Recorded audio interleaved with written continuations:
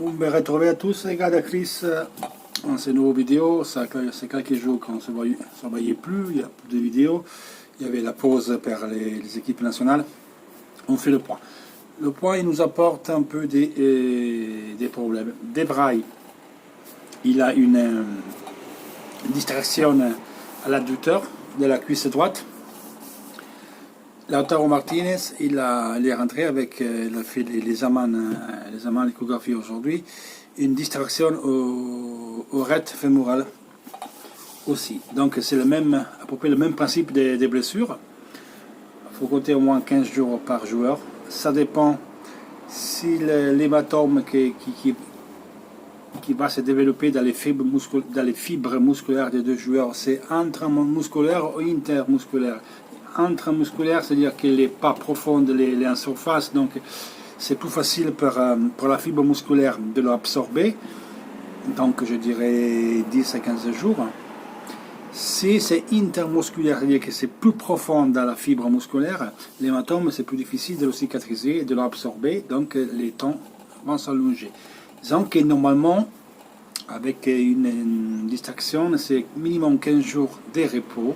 Et après, on reprend l'activité physique et on peut forcer. Donc, c'est déjà 2-3 semaines. Donc là, ils disent que Lautaro sotto la Lazio, que Genova, c'est out, c'est Kedal, Atalanta, idem. Et pareil, per Debray. Debray disent 15 jours Frosinone. Mon avis, même après Frosinone, les deux. Après, ça dépend justement comment vont être les cicatrisations et à quel point les fibres musculaires sont touchées. C'est pour ça que dans la communication officielle de l'Inter, dans la note de presse, ils disent que la semaine prochaine, Icardi, oui, Lautaro il sera révalué pour voir ça donne quoi. Voilà. Donc, c'est une grosse possibilité pour Icardi. On a toujours dit qu'il devait retourner. Il a une possibilité, Icardi, de se reprendre l'Inter, de se reprendre lui-même, de se reprendre l'équipe argentine. Comme j'ai toujours dit, il n'y a personne qui est indispensable. Tout le monde est utile. Il n'y a pas Lautaro, il n'y a pas Debray, tant pis. On a d'autres joueurs qui peuvent jouer. Il y a Keita, il y a Icardi. Comme quand Icardi n'a pas joué, on a pu. Beaucoup d'entre vous ont découvert Lautaro parce que pour beaucoup, c'était le nouveau Gabigol. Ils ont vu les qualités de Lautaro. Maintenant, il n'y a pas Lautaro, il y a d'autres joueurs. Les blessures, toute l'équipe, ils ont les blessures. C'est pas que l'Inter. Bon, ça arrive à nous, ça arrive à Milan, ça arrive encore à la Rome, ça arrive à tout le monde, ça arrive à Lazio. Ok, il n'y a pas Lautaro, il n'y a pas Debray, il y a d'autres joueurs. Icardi, il rentre, il sera professionnel comme il a toujours été. Avant que Lautaro jouait, quand même des matchs, on les a gagnés con Icardi. Il a marqué contre Tottenham, il a marqué contre le Barça. On a fait des bons matchs, on a fait des mauvais matchs. Comme on a fait des bons matchs et des mauvais matchs avec Lautaro.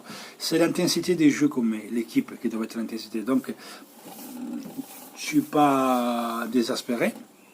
Au contraire de la plupart des gens, que c'est la fin du monde.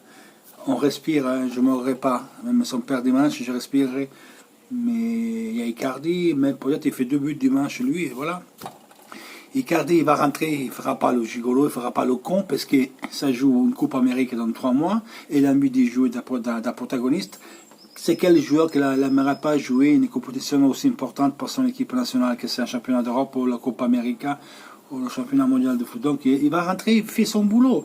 Après, il joue différent dans Lautaro, ok, mais on connaît. Donc on a 11 joueurs qui vont sur le terrain et qui vont jouer, et puis c'est tout.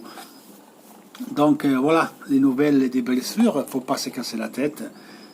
Tout le monde est utile, personne ne doit être indispensable. Quoi qu'il arrive, que c'est Lautaro, que c'est Icardi, que c'est Skriniar, personne. Quant au calcio mercato, aussi en Italie qu'en France, où je suis la page trans.fr, vous croyez à tous ce que les gens ils vous disent. Malcolm, Lewandowski, patati, patata. Au jour d'aujourd'hui, les gars, personne ne sait ce qu'il va faire l'Inter. Et c'est déjà une chose très bien. Parce que Marotta, c'est pas un connard, donc il ne dira pas ce qu'il va faire. Et je vous rappelle qu'il manque 10 jours. Mais le mercato, à chaque jour, il y a une nouvelle. La plupart des choses, c'est des fake news. Pourquoi vous allez derrière tout ça? Ben, l'Inter, ou comme les autres équipes, il faut arrêter. Il reste encore 2 mois et demi de championnat. On n'est même pas à la fin de mars, il reste encore 10 matchs à jouer, quasiment un tiers du championnat, et on pense encore à ce qu'on va acheter en été. On ne sait pas l'été ce qu'on va faire. On peut acheter, mais c'est vous, les noms que je lis là, Chiesa, Lewandowski, Barella, et des milieux, des machins, Rakitic, Modric, Metodi, Kovacic, après maintenant c'était Malcolm, après Lewandowski, là-bas. Déjà, c'est moi je mets Politano et Keita pour lever l'option, c'est déjà 70 millions d'euros. Vous pensez quoi? Qu'on va dépenser 300 millions? Déjà, je vous rappelle qu'il y doit y avoir une écart entre 200 millions maximum entre entrée et sortie. Donc, mettez le bout à la tête. On ne pourra pas faire du marché. Attention, l'Inter doit être capable d'aller chercher les nouveaux Mbappé, les nouveaux Hazard, les nouveaux qui voulez-vous, et les former, les faire jouer. Parce que maintenant, c'est suffisant qu'il nous fait un but et un P, ça vaut 50 millions d'euros. Vous comprenez bien qu'on ne peut pas. Vous voulez combien de stars? Il peut y avoir un top pour arriver, pas 3, 4, parce qu'il vaut de 10-15 millions l'année et on ne peut pas encore. Et je vais répéter une chose, que peut-être beaucoup de vous encore ne sont pas, ils ne savent pas. On risque encore de jouer avec 21 joueurs en liste la prochaine année. Parce que si j'ai compris, je ne suis pas certaine, mais je lis un petit peu, il faut que je me renseigne mieux. La prochaine année, que ce soit Europa League ou Ligue des Champions, tu dois présenter une liste de 21 joueurs plus de 25 joueurs, donc 4 joueurs qui sont joués dans le club entre les 15 et 21 ans. Ça doit faire partie de l'équipe. Et nous, de ces joueurs, le seul qu'on a qui est prêté, c'est Bonassoli, c'est Pinamonti. Après, il y a Biraghi qu'on pourra racheter parce qu'il est parti sur les 21 ans. On pourra racheter Di Marco, que c'est une comme ça. Il y a Balotelli, si tu veux le racheter, parce qu'il faisait partie. Tu as 100 ans. Bon. Je fais des exemples. Et il y a Bessa. Ça, c'est les joueurs qui, jusqu'à 15 à 21 ans, étaient chez nous. La Roma, par exemple, ils ont De Rossi, ils ont Florenzi, ils ont des joueurs. Nous, on ne les a pas. Le seul qu'on a, c'est Pinamonti, qui est prêté Frosinone et doit être prêté Cornane, et l'autre c'est Di Marco qui s'est prêté. Voilà. Le reste, on n'a pas. Donc, tu risques vraiment d'aller jouer à 21 joueurs. Alors, là, je suis quasiment sûr, mais pas certain. Donc, je vais me renseigner. Donc, ça va pas être facile.